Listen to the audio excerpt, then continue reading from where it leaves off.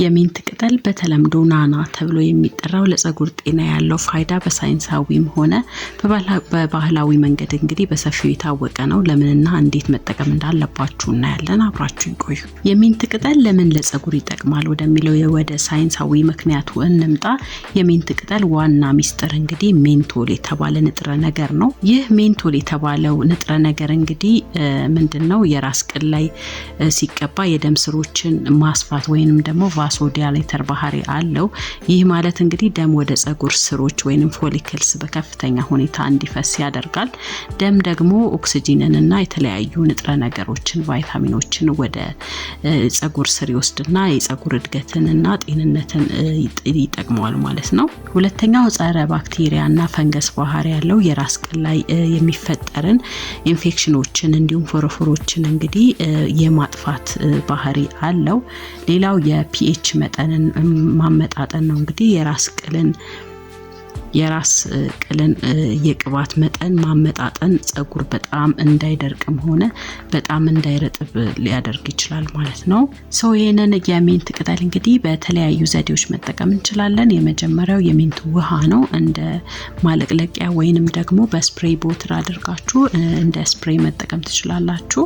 ይህ ዘዴ እንግዲህ ለፀጉር ብዛትና እድገት በጣም ቀላልና ውጤታማ ነው። ይህንንም ለማዘጋጀት 2 ኩባያ ውሃን ማንተክተክ፣ ከዛ በኋላ ውሃው ሲፈላ አንድ ፍኝ ቅጠል እርጥቡን ቅጠል ብታገኙ ጥሩ ነው። አንድ ፍኝ የሚሆን ወስዳችሁ አብራችሁ ማንተክተክ ይኖርባችኋል። ከ10 እስከ 15 ደቂቃ ቀዝቀዝ ባለ እሳት ማንተክተክ። ከዛ በኋላ አጥልላችሁ ውሃውን ነው እንግዲህ አቀዝቅዛችሁ መጠቀም የሚኖርባችሁ።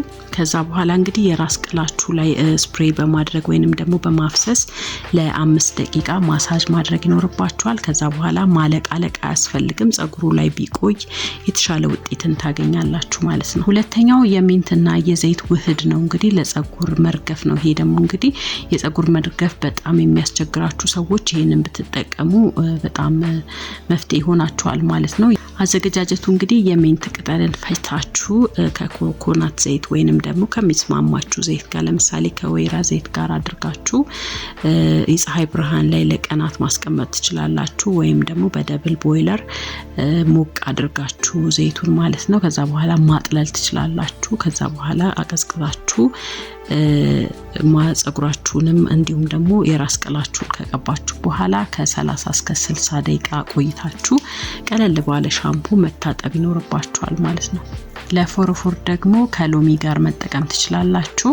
ወይንም ደግሞ ውጤቱ ከፍ እንዲያደርገው ከሎሚ ጋር ብትጠቀሙት አሪፍ ነው ማለት ነው። እንግዲህ ፎሮፎር ለሚያስቸግራችሁ ሰዎች የተፈጨ የሚንት ቅጠልን ወስዳችሁ ከሎሚ ጭማቂ ጋር አድርጋችሁ ማለት ነው 2 የሾርባ ማንኪያ የሎሚ ጭማቂ በቂ ነው።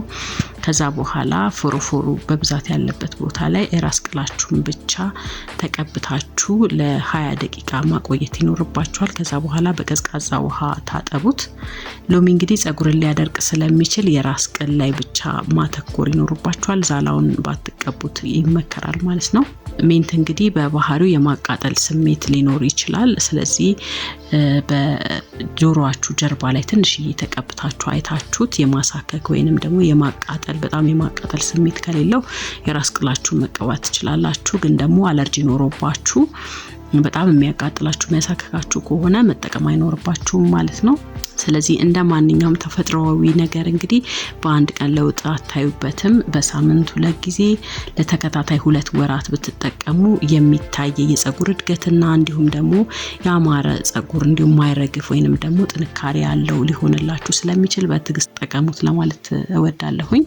የራስ ቅላችሁ ላይ እንግዲህ የቆሰለ ወይንም ደግሞ የተጎዳ ቦታ ካለ እንግዲህ ሚንትን መጠቀም የለባችሁም። ምክንያቱም ከባድ የማቃጠል ስሜት ሊፈጥርባችሁ ስለሚችል ነው።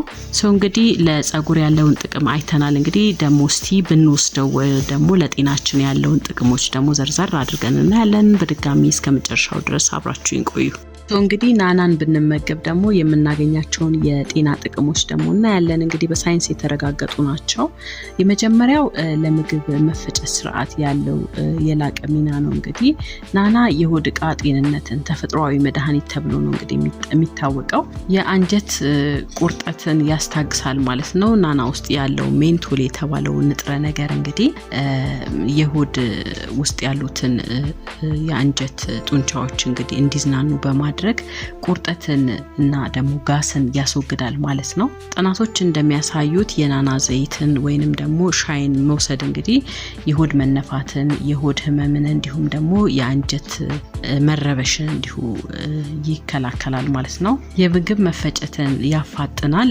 ምግብ ሆድ ውስጥ ለረጅም ጊዜ እንዳይቆይና ቶሎ እንዲፈጭ ያደርጋል። ይህም ደግሞ የጨጓራ ኢንዛይሞችን በማነቃቃት ነው ይህን የሚያደርገው ማለት ነው። ሁለተኛው የመተንፈሻ አካላትን ጤንነት ይጠብቃል። የታፈነ አፍንጫን ይከፍታል። የናና ሽታው ወይንም ደግሞ እንፋሎቱን እንግዲህ ከውሃ ጋር አፍልታችሁ ብትታጠኑት የአፍንጫ ውስጥ ያለውን የመታፈን ስሜት በማስወገድ አየር እንደ ልብ እንዲዘዋወር ይረዳል ማለት ነው።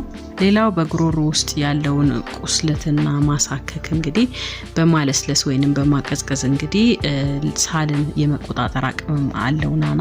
ሶስተኛው ለአይምሮ ንቃትና ጭንቀትን ለመቀነስ ነው። የናናን መዓዛ ማሽተት ብቻ አይምሮን ንቃት ለመጨመር እንደሚረዳ እንግዲህ ስንቶቻችሁ ታውቃላችሁ? ስለዚህ መጠቀም ይኖርባችኋል። በየጓሯችሁ ይኖራል ብዬ አስባለሁኝ። እርጥቡን የማታገኙ ሰዎች ደግሞ እንግዲህ እርጥቡ ቢሆን ጥሩ ነው፣ ካልሆነ ግን ደረቁንም መጠቀም ይቻላል ማለት ነው። የናናን ሻይ መጠጣት እንግዲህ በሰውነታችን ውስጥ ያለውን የጭንቀት ሆርሞን ወይንም ኮርቲሶል የተባለውን መጠን በመቀነስ ዘና እንድንል ያደርጋል ማለት ነው። ለራስ ምታትና ለጡንቻ ህመምም እንዲሁ ይረዳል ማለት ነው። የደም ዝውውርን ያስተካክላል። የራስ ምታት ሲኖረን እንግዲህ የናና ዘይትን ግንባራችን ላይ አሸት ብናደርገው የደም ዝውውርን በማስተካከል እንግዲህ የራስ ምታትን ይቀንሳል። በጡንቻ ህመም ወቅትም እንግዲህ የናና ቅጠልን መውቀጥና የታመመው ቦታ ላይ ማድረግ ህመሙን የማደንዘዝና የማቀዝቀዝ ውጤትን ያሳያል ማለት ነው። ሌላው ለአፍ ጤንነትና ንጽህና ነው። እንግዲህ ባክቴሪያን ይገድላል። እንግዲህ በአፍ ውስጥ የሚፈጠሩ መጥፎ የአፍ ጠረንን በማስወገድ ይታወቃል ናና ማለት ነው። ይህንንም የሚያደርገው ባክቴሪያዎችን በማጥፋት አፍ ንጹህ እንዲሆን በማድረግ ነው። ሌላው የድድ መድማት ወይንም ደግሞ መቁሰል ካለ ናናን ማኘክ ወይንም ደግሞ በውሃ አድርጎ መጉመጥመጥ ይመከራል። ናና ከጣዕሙ ባለፈ እንግዲህ በጣም ብዙ ንጥረ ነገሮችን በውስጡ ይዟል። ለምሳሌ ቫይታሚን ኤ አለው። ቫይታሚን ኤ ለአይን ጤና እንዲሁም ደግሞ ለሰውነት በሽታ መከላከል አቅም ለመጨመር በጣም አስፈላጊ ነው። ሌላው አንቲኦክሲዳንቶች አሉት። ሰውነታችንን እንግዲህ ከካንሰርና ከተለያዩ ህመሞች ለመከላከል የሚረዳ ንጥረ ነገር ነው። እንግዲህ በከፍተኛ መጠን ይዟል ማለት ነው አንቲኦክሲዳንቶችን። ናናን እንግዲህ በሻይ መልክ መጠቀም ትችላላችሁ። እንዲሁም በአትክልቶች ውስጥ አድርጋችሁ ከትፋችሁ አብራችሁ ከሰላጣ ጋር መመገብ ትችላላችሁ። መታጠን ይቻላል ማለት ነው። ሌላው በጭማቂዎች ውስጥ አድርጋችሁ ለምሳሌ ከሎሚ ጭማቂ ጋር አንድ ላይ መጠቀም ትችላላችሁ።